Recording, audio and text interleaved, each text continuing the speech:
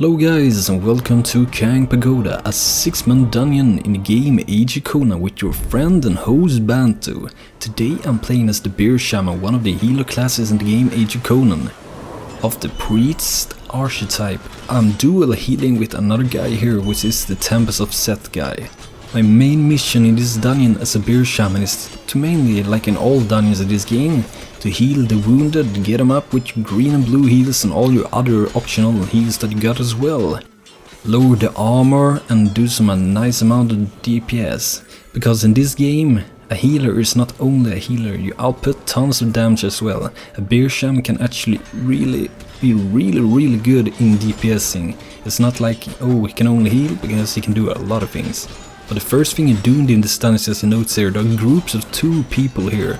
Those are early adds at the lower floor, which you have to take down before you get farther in this dungeon. This is a fairly short dungeon with fairly simple tactics.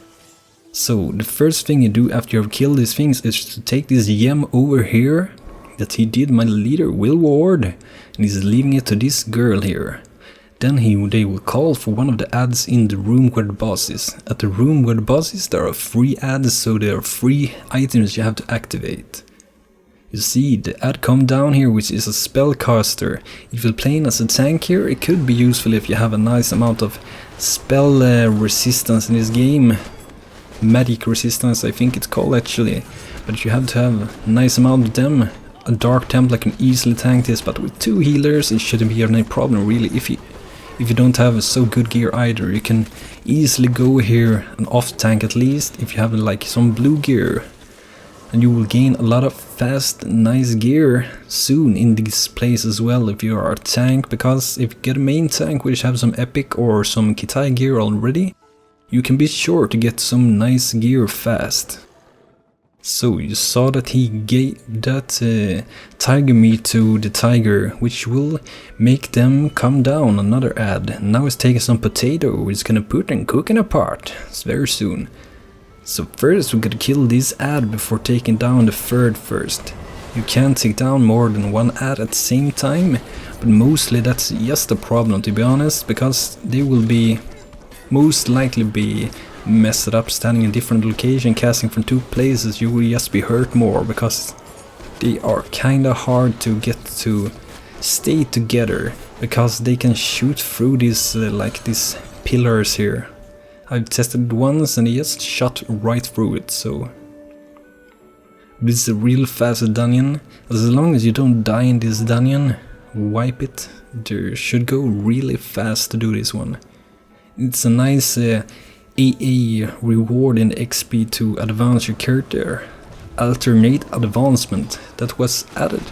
Like instead of increasing the level over 80, they added that thing instead, so it's like an extra leveling thing that you can level up.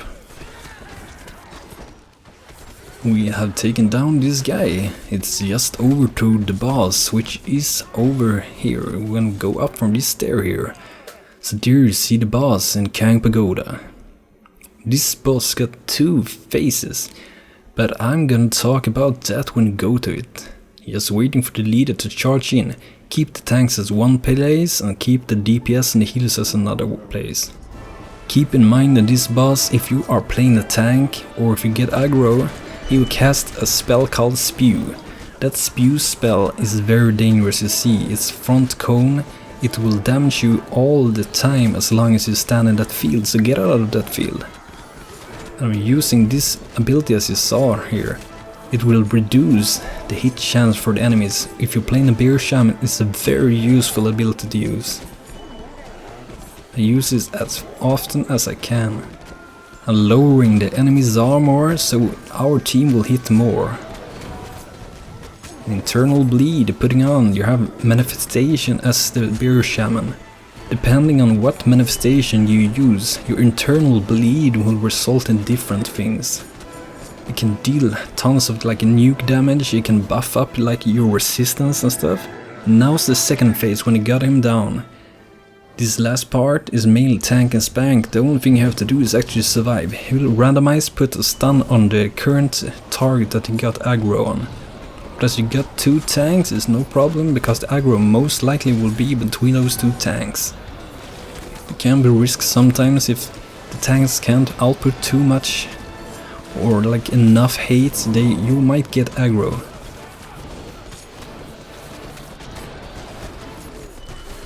But as you see, he's already down half health. And I'm using the build again to reduce his hit chance by 10%, which can make a lifesaver in this game. Just imagine if you do 100 hits, he might actually miss 10 of them, which will mean that he will do like thousands of damage less. And that will be almost like I would be healing, because they don't take that damage, which means they will still have that health. So now we got the boss down. As you see, this is a fairly simple dungeon. Get some loot here. You see there are many loots here. There were actually some tank here as well. So just looting this, you get some rewards, and one of those that you can have a chance to win to get some nice tokens. But guys, this is it for today's of the Dungeon Age of Conan. I hope you had a great time watching this, and I hope this was a bit teaching for you. So until next time guys, see you in an upcoming episode of Age of Conan. Take care, this is Banto, goodbye, cheers!